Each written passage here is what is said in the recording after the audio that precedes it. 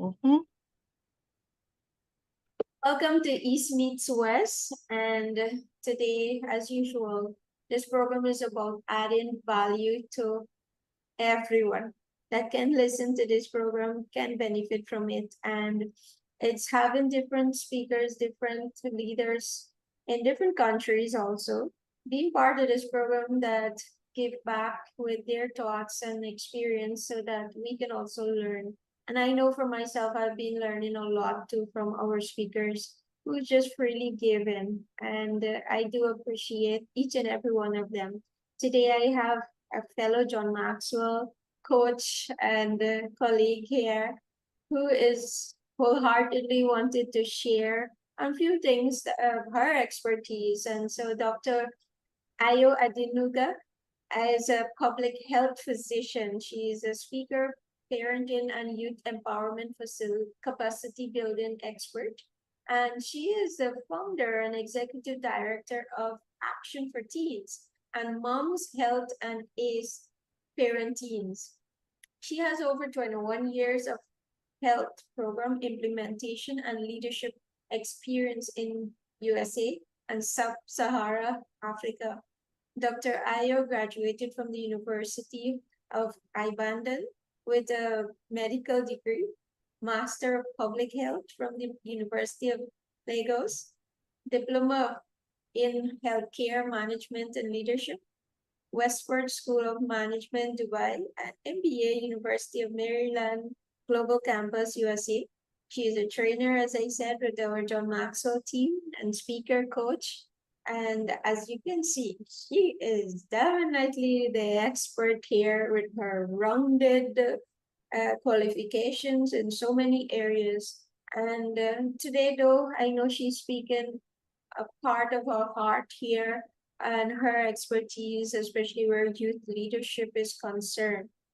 So this here today, do tune in, do share this video with parents especially and our teens that can benefit from this program as we're going to talk about overcoming procrastination. And Dr. Ayo is going to share her expertise and some of these areas, how you can help youth with discipline and guiding them to be more successful in the future.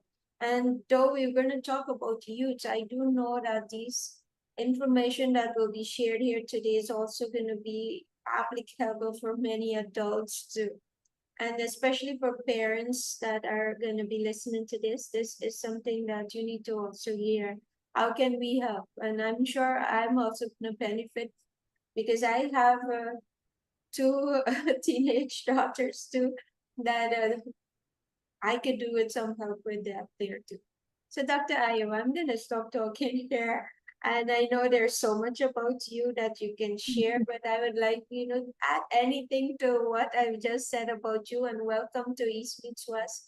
And we appreciate your time out here that from your busy schedule that you're, giving us this time to be able to share knowledge and transfer some aspect that we can impact the lives of others. So welcome. And Thank you. Thank you. Thank you. Thank you so much, Nancy. I'm so excited to be here today. I'm honored to be with you and everybody that is viewing this. I'm so super excited. So thank you for having me. You said it all, and I'm super elated with all the accolades that you've given me. I'm a John Maxwell trained coach and trainer. I'm committed to empowering people, adding value to people, and connecting families, making sure that people know what to do to be successful and just live their lives with purpose. So, like you said, today we are at the beginning of the year. Many people are looking forward to having a successful year, looking at what they did last year and what they can do again. And we're looking at procrastination. And how we can be disciplined in achieving our goals and be successful in this 2024. I'm a type A person, and type A people, we are hardworking, we want to achieve, we are high achievers, we don't want to make mistakes, we pride ourselves with adding value to people. But studies have shown that type A people, they may be PhD holders, entrepreneurs, project leaders, leaders in schools, academia, they procrastinate on their personal goals and health goals as well. And I'm one of them. You know, I shift a lot of things I'm supposed to do lesser tasks or things that I have self-doubt on. I'll put it at the side, say, oh, I'll do this later. And then it piles up. And then procrastination can lead to anxiety, can lead to self-doubt, can lead to overwhelm.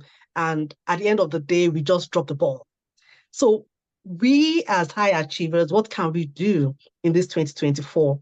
And it's not common to me alone. So many people also have encountered this problem of procrastination. I'll give an example. My son is a high achiever, is focused, is 17 years old and will soon be 18, but he will be having his associate degree before his 18th birthday in cybersecurity. Already is at the tail end. He's taking a lot of certification courses so that by the time he's 18, he can take a real job that will fund his college.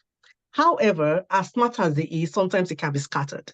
Sometimes it can even be distracted with so many things. And in this age, we have a lot of distractions, such as social media, TikTok, Instagram. So you find out that he's reading actively, then you find out his phone is beside him. So I would say, like many people, you do half and half. Half your goals, half social media or TV. But how can we avoid that? Sincerely, the benefit of being disciplined is having control over your mind, having control over your behaviors, having control over your actions. So how can we achieve that? And one of the things that I've done is to read about it, to learn about it, and so did my son. And so this is the first time I'm sharing this in 2024. So everybody just get ready to learn from how you can position yourself for success in this 2024. The first thing is for us to know what is discipline. You know, discipline is doing what you need to do, even when you don't feel like doing it. So even when you don't feel like doing it, you need to have practical strategies in achieving your goals and do it. That is the word. Just do it. Just like Nike, just do it.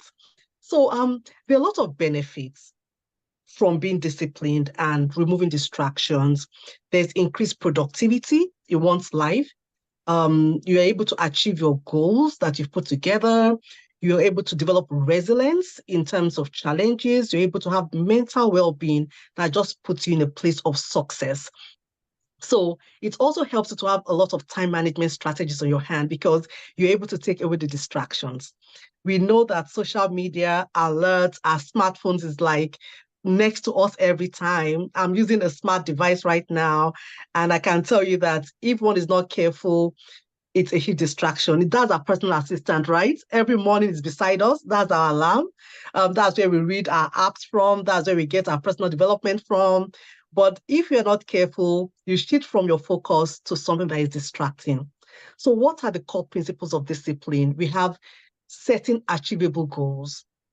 We need to set SMART goals. That's the first thing in life. To set goals on where do I want to grow? What do I want to do? What school do I want to go to as an entrepreneur? What did I achieve last year in 2023? What do I want to achieve this year? And that's what I've done as well. I looked at it that in my business, in my where I work, in my career, where was I? How did I do? For people in school, what were your grades? Where are you right now? Are you having a B? Do you want to achieve an A? Do you have an A before and you want to have an A plus? Did you have what was GPA? So those are the things you have to look at. What are my goals? Even health goals. So we have different parts of life. We have your academic goals, you have your personal development, you have your ministry, you have your health goals, you have your connections, that's social goals, you have your fun goals. How did you do? And how did it impact you? What can you do better? So we need to set SMART goals. SMART goals are goals that are specific, measurable, achievable and realistic and time bound. So in other words, like in health now, I want to lose weight, sincerely. I want to lose some pounds. I've gained a lot of weight. And I won't say I just want to exercise more. No. What you would say is, I want to do 15 minutes of exercise daily, 4 times a week, for 3 months to achieve a 10% reduction in my weight. Those are the kind of things to put in, or even your personal development. I want to read at least 4 books in 3 months. So I'll read 2 or 3 pages per day, every day for the next 3 months. Those are achievable and specific and realistic. So think about it. Where do you want to grow this year? What do you want to achieve this year? Then you write it down and you make it specific. You make it measurable and achievable. Don't put big goals that you can't achieve. Just put small ones. So for instance, what I've done is I've tried to wake up earlier in the day to achieve my goals. I wake up sometimes at 5, do my personal read. I'm a person of faith and a mother of 3. So the thing is, I do my meditation. After that, I pray with a group of people, and then I do exercises. Then I do school runs. So after school runs, I log on to work. And then I have that schedule. So I'm able to batch some of those things that I can achieve. And I don't do vigorous exercises. Don't get me wrong. I just do 15-minute stretch exercises and things that will just boost my heart rate. So have specific goals. The next thing is manage triggers. People that are hardworking can want to do so many things that at the end of the day, they can also be overwhelmed. Be self-aware. When do I feel overwhelmed? Also be self-aware on when do I get bored? Sometimes when we get bored, we just like, okay, there's nothing to do in this 5-10 minutes. Then we get on our phone. Then we start scrolling and scrolling. Then 5 minutes become 10 minutes, 15 minutes, 20 minutes. And I can say that I love ice skating, right? And there's this Vanessa and Morgan, and they are beautiful ice skaters. And they're on YouTube. I click on it and it's so nice. They skate so well in unison. Everything is beautiful. Then it shows me the next one. Then I click on the next one. And then there's a lot of beautiful music that's sensational that I was like, oh, this is so beautiful. And then my 5 minutes become 10, 15, and 20. Absolutely reducing the time I should be productive, even in the evening. So what should you do? Manage your triggers. What are the things that make you go from your focus? What are the things that remove from your focus? Sometimes it can be emotions of being angry, emotion of being sad, emotions of doubt, self-doubt. You need to manage that when you start thinking about it, you are self-aware to say, no, this shouldn't be, I'm being distracted, and you go back. That's focus. Ability to maintain extended attention to a specific thing to achieve that particular thing. So managing triggers matters. The next thing is building your mindset. Your mindset matters. There are different mindsets. Some people have good self-esteem, good self-worth, but sometimes they don't have purpose. Some people have purpose, they know what to do, but they don't have good self-esteem. Their mindset is low. Their self-worth is low. So you need to have a very positive view of who you are, what your image is. So what do I do? In the morning, I have self-affirmation. It's stuck in different places. In fact, I have one here. I will say I'm energetic, I'm high-spirited, I'm a high achiever, I have high IQ, I have information that will make me excel, I'm a conqueror. I say all those things to myself. I say I'm hardworking, I'm in control, I'm calm, and I also say I'm successful in all I do. So I show up the way I want to be every day. So in the morning, I'm pumped up. I self-talk, I remove all the negative things. And sometimes on Monday morning, with many people, you're like, oh, weekend has gone. It's now Monday. Do you feel that way sometimes? Oh, another hard working day. What am I going to meet? But And it happens to my children as well when they want to go to like, Monday school. But what can you do? What I've come to realize is I have to say Monday is another opportunity to add value to people. It's another opportunity to solve problems. It's another opportunity because we're all problem solvers, right? For you to be here, people, you want to grow yourself. For you to be here, you're one of the high achievers that want to know this is me. I want to learn. I want to be able to be successful in 2024. So congratulations for being here. You have to remove those self-doubts, those viruses that comes into our head, those limiting thoughts that makes us overwhelmed and not want to make us move forward. Because many reasons for procrastination, I would say, is not because we are lazy. Sometimes because of fear. Sometimes because of self-doubts.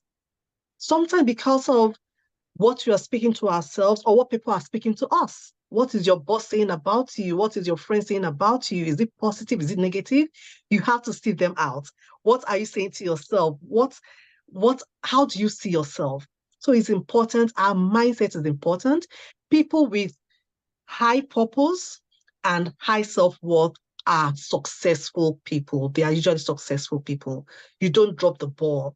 And the other thing is staying in a growth mindset or in a growth environment. What is growth environment? You being able to build yourself growth-wise, self-development. What books are you reading? Where do you want to grow? Who are the mentors in your life, that helps you? We're just speaking before we logged on, Shanti, and you said that at a point you were doing your videos, empowering lives, and you were not doing it as you used to. And people said, come, we miss you. Please come back. These are positive people that know your value and want you. And that also stimulated us to come back. It has happened to me before, several times actually, where people will come and say, Ayo, where are you? Where is your video? Where are the contents? And I also have colleagues that are like mentors that will say, and they're also John Maxwell trained people that will say, Ayo, let's go to the next IMC. Let's log on to this, log on to that. And that motivates us. That is the growth environment we want to see ourselves in. So another thing is building habits that helps you to achieve your goals. I must have mentioned it a bit. When we say habits, these are daily actions you take based on your goals.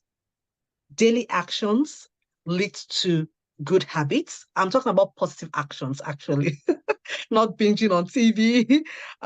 So positive actions leads to what we call a daily habit that leads to discipline. And you can do atomic habits.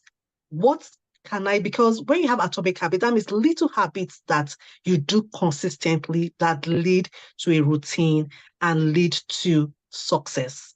So 3 things you should put in place. Number 1, daily actions. Our daily actions leads to our daily habits. Our daily habit leads to disciplines. This breeds consistency. This breeds results. And this helps to progress towards your goal. So what are your goals? What do you want to achieve?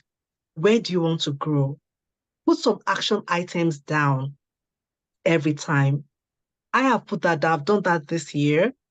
Even for fun, I'm like, every 2 weeks, I'm going to go to a park, and I'm going to have 1 hour every 2 weeks. I love to travel, but I've not had the opportunity of traveling out of the country. But I'm like, I don't have to travel before I have fun.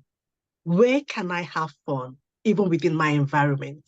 So I've looked at parks around. There are lots. I stay in Maryland in the US, and I'll go to those parks every time. I also have goals with my husband. We're going to go on date night every time.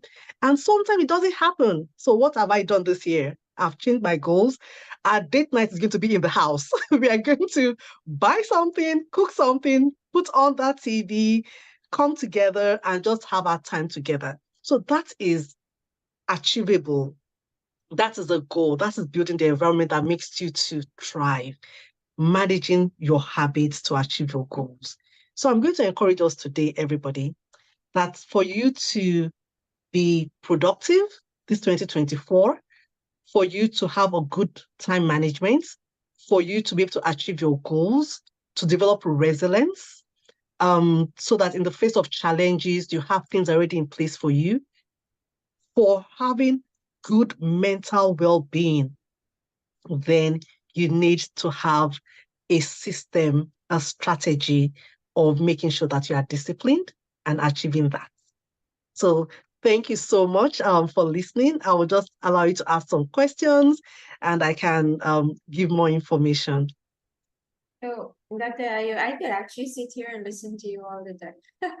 There's so much, that what you give in there is so much that sometimes I think we overlook some of these aspects. You're talking about goal setting, and many times in my sessions, I hear people use words like, I want more of this, I want to spend less this, I want to achieve this particular thing here, but nothing very specific per se when they're setting a goal. And then the other thing too is that many times it's not something that they set it that they can measure. How do you know you've achieved this thing here? What must you start seeing happening for say, yes, I'm on track, I'm getting there? And a time frame too, because many times too we say we want to say maybe we want to be a better parents. How do you measure better, right?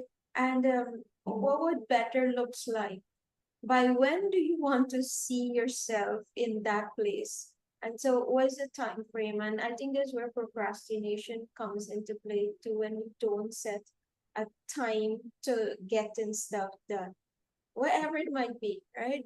Whatever. If you said, like for me, I wanted to invest more time with my three girls, every evening, whether we reading a book together or we're gonna talk or we're gonna pray or whatever we're gonna do. I wanted to now do something more in line with that. And so when I set that goal, it's like, okay, minimum 3 nights, minimum 30 minutes that we're going to sit together. And I chose a book, and so we're going through that book there together.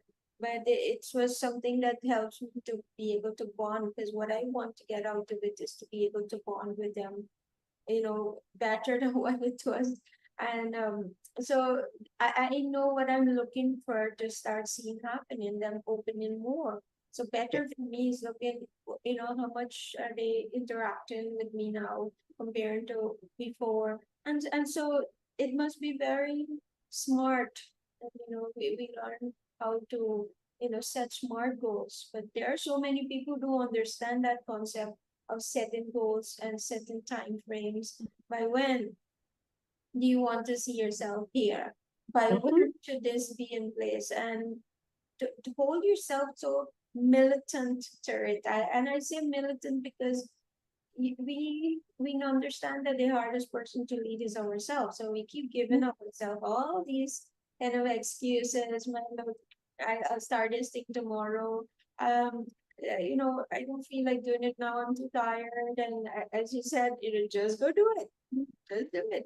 It's a behavior where you're developing a discipline that even though you don't feel like, just still go do it, even though you don't feel like doing it. And that's how you start building a habit. But so the things that you said there really stood out. One of the things that you talk about managing triggers, and I start thinking in my head that okay, sometimes I, especially real mental work where finance is concerned, might be doing up some financial statement or something, analyzing something, and then sometimes I get so exhausted mentally, and I tempted to just pick up my phone and just scroll too. And so when you said that, I thought to myself, am I aware enough to know that what's happening here? Is it overwhelm? Is it something that I feel like I need to zone out? But I mean, and then there is sometimes you do need to take a break out from what you're doing and get back when it's something to revive yourself and then go again. But you have to know that indeed that you don't go revive 5 minutes, start 10 minutes, and turn to 15 minutes. Yeah.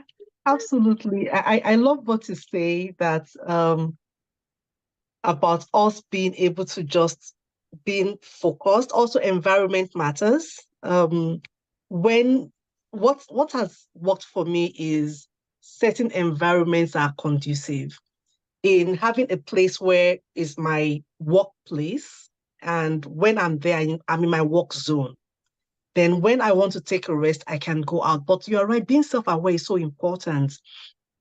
And when we are either feeling bored or things, we can change tasks. Maybe you're doing something financial that is really overwhelming. You can change tasks to something else that is less overwhelming, that is still achievable. Or you can decide that those 5 minutes, let me just do stretch exercises. It just boosts that blood back to your brain, because you can be fatigued. Or you can say, oh, let me just take a drink. It can be water, it can be a health drink, it can be anything that is hydrating to you. It helps to reboost the body again. So anytime we are feeling overwhelmed, there's a part of our brain that says, oh, I'm overwhelmed, I'm overwhelmed. But shifting it to another activity brings up another part of the brain that makes you move on. So you close up from that, you can either move to another task, you can close up from that, you can go do an exercise, go take some water, do something, then come back to that thing and start again. You see that you are re-energized, or you look out. Some people sit next, I mean, their offices are maybe right next to the windows, and they can just look out for a few minutes, see birds, see things, and then they get back where they are. But sincerely, like you said, the most difficult person to lead is ourselves. We have to be able to be intentional about leading ourselves daily to achieve our goals. Yeah. And you mentioned something about parenting, which I loved. I love the fact that you have 3 girls. I have 2 of my own, and they're just wonderful. We're like 3 sisters right now. But what I've done is to schedule, apart from the daily one that we do in terms of either devotion or helping them with their after school work, I schedule a once a month time out of the home for them. I'm like, okay, just you and me. We're going to be out of this house. Say anything you like, but it has to be scheduled. That's one thing. You have to schedule activities to be able to achieve that. Once in a month, we're going to go out together for 30 minutes, 1 hour. Say anything you want to say. We just go to have a lunch and learn. We can discuss a book or something that they've learned or something that is dear to their heart. Sometimes they don't even want to say anything. They just want to munch my money and munch my food, out of the house. And it's okay. It's okay because that way it builds relationship. They are comfortable, they are relaxed, and they can talk whenever they want to talk. So it's so important to schedule time with our teenagers or with our children and have a one-on-one, all attention on them. They feel valued, they feel loved, they feel they can trust us, they feel you are there for them. So it's really important. So thanks for sharing that, really, your experience with your family. It's very inspiring.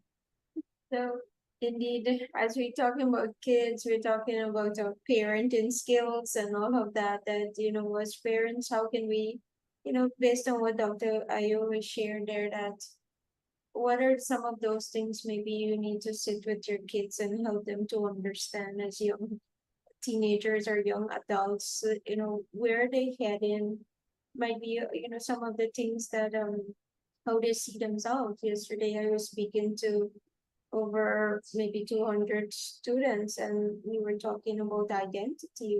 We talk about choices that they are choosing, who they want to be and how they want to show up, and helping them to understand the whole concept there, and where their self-esteem might get trampled on and stuff, and how do they work through those things. And so we do have a lot of teenagers right now, not sure if it is COVID, or if it is maybe it's just the generation, how we would have molded them, that or maybe it's just the technology that came into place so rampant right now, that they just prefer being in their rooms, especially the teenagers. They get home straight in the room on their phone or some device, and sometimes you hardly getting to see them. So sometimes for me, I intentionally just go and lie in the bed with my 17-year-old, because I don't get to see her.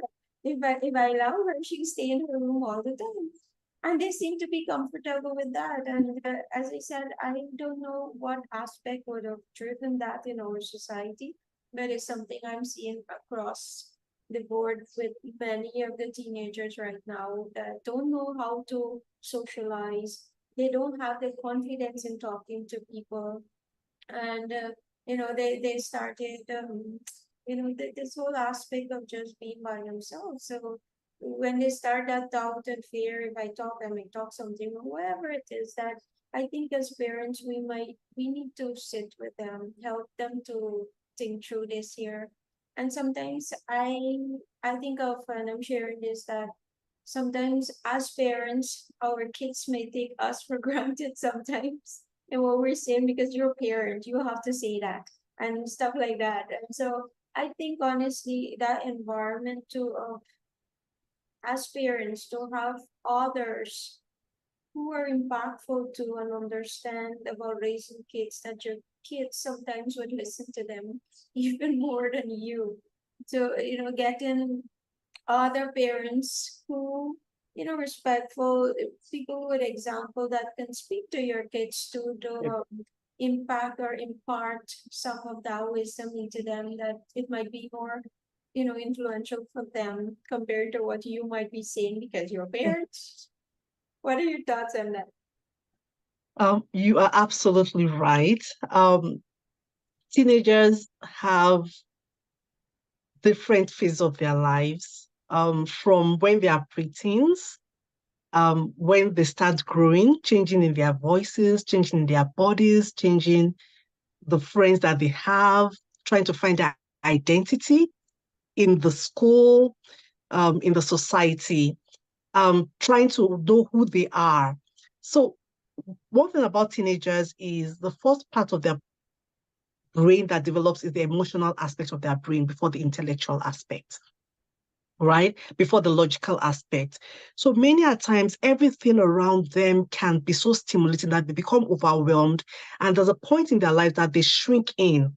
And that's when you see that they just want to be alone. They just want this downtime. And so, what are you doing? I have a 17-year-old as well, like I said. And sometimes he's just in his room for hours studying, doing different things. Then when he comes out, he now shouts, "Bombo class!" I was like, who is screaming in this house? But understanding their phases also helps us to um, accommodate the changing better. Sometimes they are just overwhelmed and they just want that downtime. But there's a time that is too much that we as parents need to put them out. And I agree with you, just going to check on them and letting them know that I'm here for you. Are you okay? So they can see three questions that children will ask, like John Maxwell will say, do you love me? Can I trust you? Can you help me? So we being there and not over pushing is also important. We don't want them to stay in their rooms for so long that they become a hermit, because sometimes they just want someone to say that, hey, how are you doing? Is everything okay? Say, yes, mom. Is there anything you'd like to help you with? I'm fine. Okay, just know I'm here. If you want to talk, I'm always here. And when they want to talk, that's not the time we will be on our phone. That's not the time we'll be cooking. That's not the time we'll be driving. And sometimes when they want to, I'm like, okay, I'm doing something now. Give me a moment. Or when I know they're not talking and they want to talk, I'll put that thing down and look at them in the face and say, okay, you have all my attention. Let me hear you. And sometimes it just wants me to just listen without contributing. I'm a kind of mom that wants to say anything in my brain, I'm like, okay, I have to give a solution. Okay. I start thinking of how do I help this guy? Sometimes you just want me to listen. They say, Mom, I just want you to listen. Yeah. And I have to be comfortable with that. Sometimes they tell me decisions they've made that is not so nice. I'm like, in my head, like, oh my God, what kind of decision is this? And my mom brain is looking at the teaching moments in that time, but that's the time we want them to just talk and later go back and speak to them. But talking about networking and improving their sociability, it also has to do with us being able to place them in environments that they can socialize. I'm a person of faith, so we do go to church. And then we have small groups for girls, we have small groups for boys, we have small groups for youths that are in college. So when they're within their youth, they're able to interact better and talk and express themselves and have fun. And those are ways that I'm able to see them connect with other people and use their social skills. And they see what I do as well in the way I interact with people. Even they say, oh, Mom, how come you just go out and you've not met anybody before and you can just, connect and talk? I'm like, you just have to ask questions. It's not always about you. Just getting to know the other person allows focus to go from you and to the other person, and you can interact. You find a form of common ground. How can I add value to this person? Then you are more relaxed. So what happens is that they are so self-conscious about themselves when they're interacting that they become numb. How do they see me? What are they hearing me say? No, just let it be about the other person. And it takes some form of training for us as parents to be able to also talk to our children and put them in the environment that they can grow, they can interact and react and just, give them that chance. Yeah. Dr. Ayo, I know we've come to the time for our program, and there's so many things, yes, we can discuss here that we all need to learn. And I know I'm so far from, maybe measured up as a parent, but I know if as a parent I'm given my all. And I think that's what matters. And areas that, we might see that we need, maybe our kids are telling us too that we need improvement there, that you take the necessary steps in making that possible for your child. And so I do want to know that also, Dr. Ayo, that you can come back on our program some other time. And, let's expound more on what's happening with our teens and, as parents to thoughts of how can we even better lead them in this day and age so that they could also become people of influence in, what they're going to be doing. So thank you so much for your time. Thank you. And Thank you. I do appreciate sharing all the wisdom this morning here. And the our viewers especially, I want to challenge you that share this video, share it with those who can benefit from it. Whatever little thing that you can learn out of what we've talked about here today, what Dr. Ayo shared about, that one little aspect that you can take and transform in your life, maybe as an individual, based on things that help you develop a more disciplined approach to life, to become more a person who act than react or procrastinating stuff, and the things you want to do in life, that whatever little thing that you could have taken and start doing differently. Also, do share your thoughts, share any questions. Dr. Ayo is going to be willing and myself to answer those questions in the comments below. And also share your thoughts on maybe some of your challenges you're facing as a parent, or some of the advice that you see maybe working for you, and others can benefit. This program is all about adding value to one another, and so we appreciate everybody that is there and sharing their inputs. So thank you very much, Dr. Ayo, and do have a wonderful day, and we'll see you all in our next program. Everyone.